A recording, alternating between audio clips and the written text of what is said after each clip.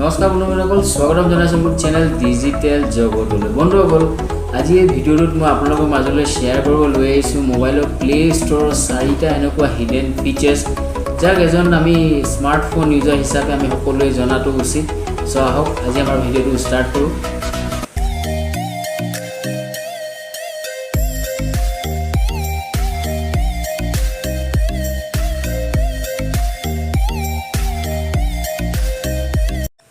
বন্ধুসকল, আমাৰ ফাৰ্ষ্ট ফিচাৰ্ছটো হ'ল যে আপডেটৰ ওপৰত। চ' আমি সকলোৱে মোবাইলত যিকোনো এপ থাকিলে আমি মোবাইলৰ এপ আপডেট কৰিব আৰু কেতিয়াবা আপোনালোকে ভাবি চাইছেনে যে প্লে ষ্ট'ৰটো আপডেট কৰিব পাৰি নে নোৱাৰি। হয়, আমি মোবাইলত থকা প্লে ষ্ট'ৰটো আমি আপডেট কৰিব পাৰোঁ। তো আমি ভিডিঅ'টো তাকে চাই লওঁ যে মোবাইলত আপুনি প্লে ষ্ট'ৰটো কেনেকৈ আপডেট কৰিব পাৰোঁ। তাৰ কাৰণে আপুনি আপোনাৰ মোবাইলত থকা প্লে ষ্ট'ৰটো খুলি ল'ব। প্লে ষ্ট'ৰটো খোলাৰ পাছত আপোনালোকে দেখিবলৈ পাব ওপৰত এনেকুৱা আপোনাৰ এটা আইকন পাব। এইটো কিছুমান মোবাইলত আপোনাৰ লেফ্ট হেণ্ড ছাইডত থাকে, মোৰ আপোনাৰ ৰাইট হেণ্ড ছাইডত আছে।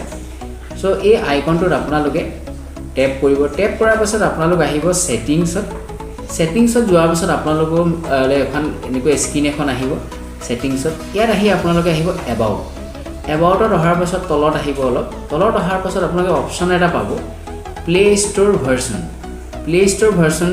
ইয়াত আপুনি 7 টাইমছ টেপ কৰিব। মই 7 টাইম টেপ কৰিছোঁ, 1 2 3 4 5 6 7।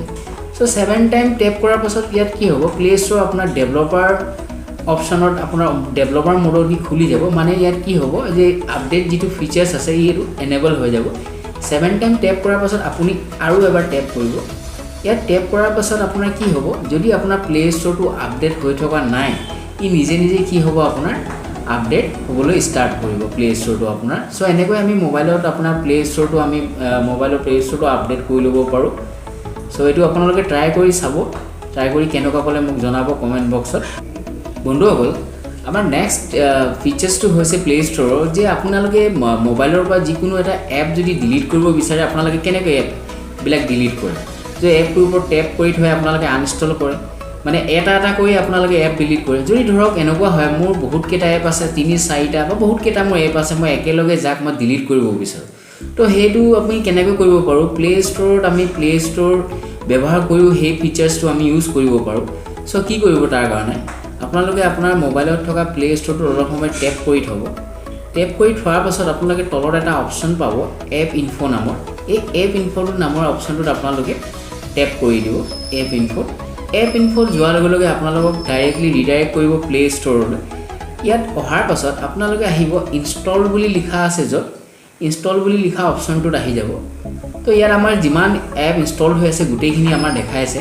ইনষ্টলত অহাৰ পাছত আপোনালোকে টেপ কৰিব ষ্ট'ৰেজত আহিব। আপোনালোকে ষ্ট'ৰেজত টেপ কৰিব।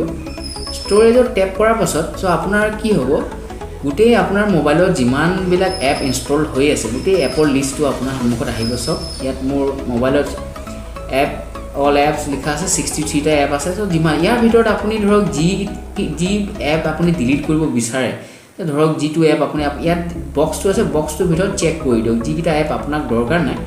তো এপকেইটা ছিলেক্ট কৰাৰ পাছত আপোনালোকে কি কৰিব, তলত ইয়াত লিখা আছে নহয় ফ্ৰী এপ 1.4। চ' যি আপোনাৰ মেমৰি যিমানখিনি আছে সেইখিনি ফ্ৰী কৰি দিব। চ' ইয়াত আপুনি অপশ্যনটো টিক কৰি দিয়াৰ লগে লগে কি হ'ব যে আপোনাৰ যিমানকেইটা আপোনাৰ এপ আছে আপুনি ছিলেক্ট কৰিলে, টিক কৰি থৈছে, এই এপকেইটা আপুনি একেবাৰে ডিলিট কৰি দিব পাৰে আপোনাৰ মোবাইলৰ পৰা। চ' হয়, এইটো এটা বহুত ধুনীয়া আপোনাৰ ট্ৰিক হয়, আপোনাৰ ফিচাৰ্ছ হয় দিছে প্লে ষ্ট'ৰত, য'ত আপুনি কি কৰিব পাৰোঁ, এটাকৈ নহয় একেলগে আমি বহুতকেইটা এপ আমি একেলগে ডিলিট কৰি দিব পাৰোঁ। চ' আপোনালোকে ট্ৰিকটো ইউজ কৰি চাব, ইউজ কৰি মোক জনাব কেনেকুৱা পালে।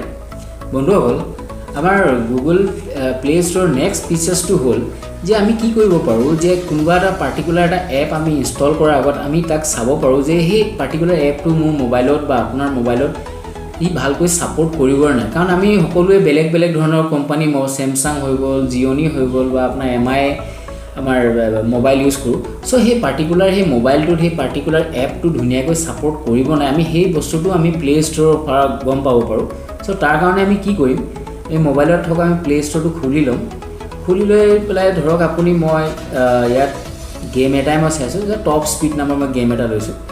এই গেমটো মোৰ মোবাইলত ছাপোৰ্ট কৰিব নে নাই, মই তাক কেনেকৈ মই চাব পাৰিম। তো আপোনালোকৰ তলত আহিব, তলত আহি পেলাই আপোনালোকে ৰেটিংছ এণ্ড ৰিভিউ বুলি এটা অপশ্যন পাব, ৰেটিংছ এণ্ড ৰিভিউ।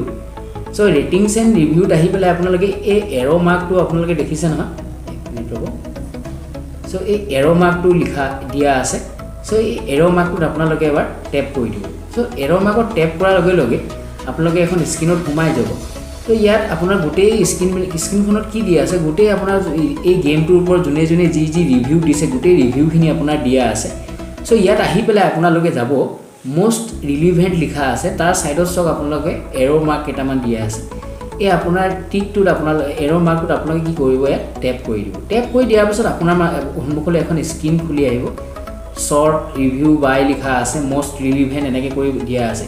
চ' ইয়াত আহি কি কৰিম, ইয়াত মই চেক কৰিম যে এই পাৰ্টিকুলাৰ গেমটো মোৰ মোবাইলত ছাপৰ্ট কৰিব নকৰে ভালকৈ।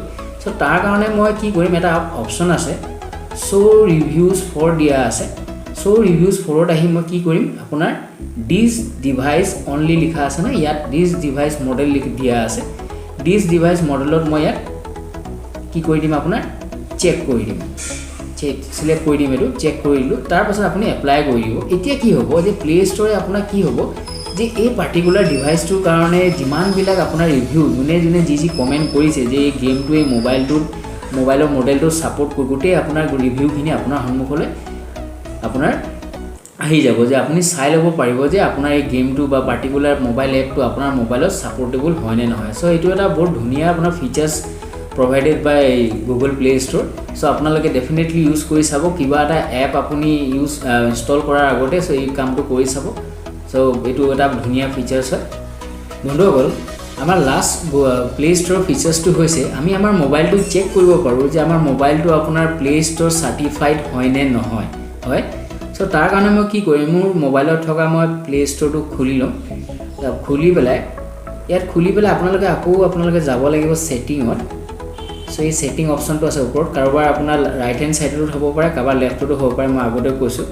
তো ইয়াত যোৱাৰ পাছত আপোনালোকে ছেটিংছ যোৱাৰ পাছত আপোনালোকে আহিব এবাউটত আহি চাওক, একদম লাষ্টত আপোনালোকে এটা অপশ্যন পাব, play protect certification device is certified. মানে কি হৈছে, ডিভাইচ ইজ চাৰ্টিফাইড মানে এই মোৰ যিটো ডিভাইচ মই ইউজ কৰি আছোঁ, যিটো মোবাইল ইউজ কৰি আছোঁ, এই মোবাইলটো কি হয়, চাৰ্টিফাইড বাই আপোনাৰ গুগল প্লে ষ্ট'ৰ। যদি আপোনালোকেও গৈ পেলাই ইয়াত চাই ল'ব, যদি আপোনালোকৰ কি হয়, কেতিয়াবা আমি অনলাইন মোবাইল আমি পাৰ্চেছ কৰোঁ, অনলাইন পাৰ্চেছ কৰাৰ পিছত কি হয়, আমি লওঁ কোম্পানীটো, কিন্তু কি হয় কোম্পানী আমাৰ কি কৰে বেলেগ এটা লেবেল লগায়। বাৰু সেইটো খুব কম ক্ষেত্ৰত হয়, আপোনাক মোবাইলটো দি দিয়ে। তো আপুনি এনে ক্ষেত্ৰত কি কৰিব পাৰিব, গুগল প্লে ষ্ট'ৰত গৈ পেলাই এই অপশ্যনটো ইউজ কৰি আপোনাক চাব পাৰিব যে আপোনালোকৰ মোবাইলটো চাৰ্টিফাইড হয় নে নহয়। আৰু যদি আপোনালোকে চাৰ্টিফাইড নহয় বুলি গম পায়, তেতিয়াহ'লে আপোনাৰ নিয়েৰেষ্ট যি ছাৰ্ভিচ চেণ্টাৰ আছে তাত গৈ আপোনালোকে কণ্টেক্ট কৰিব। তাত কণ্টেক্ট কৰাৰ পাছত কি হ'ব, তাহাঁতে আপোনাৰ মোবাইলটো চাৰ্টিফিকেশ্যনৰ কাৰণে ভেৰিফাইড কৰি দিব। চ' এইটোৱে বহুত ধুনীয়া ফিচাৰ্ছ হয় আপোনাৰ গুগলৰ, তো গুগল আপোনাৰ প্লে ষ্ট'ৰৰ, য'ত আমি কি কৰিব পাৰোঁ যে আমি এইবিলাক ফিচাৰ্ছ ইউজ কৰি আমাৰ কি হয়, যি ব্ৰাউজিং এক্সপিৰিয়েঞ্চেই হওক বা আমাৰ মোবাইলৰ যি ছাৰ্ফিং এক্সপিৰিয়েঞ্চ আমি কি কৰিব পাৰোঁ যে আমি মোৰ ইফেক্টিভ কৰি তুলিব পাৰোঁ। চ' আশা কৰোঁ বন্ধুসকল আপোনালোকৰ ভিডিঅ'টো চাই উপকৃত হ'ল। যদি আপোনালোকেও তেনেকুৱা ধৰণৰ কিবা গম পায় মোক কমেণ্ট বক্সত জনাব। চ' আজিলৈ ইমানেই, আপোনালোকৰ দিন শুভ হওক, ধন্যবাদ।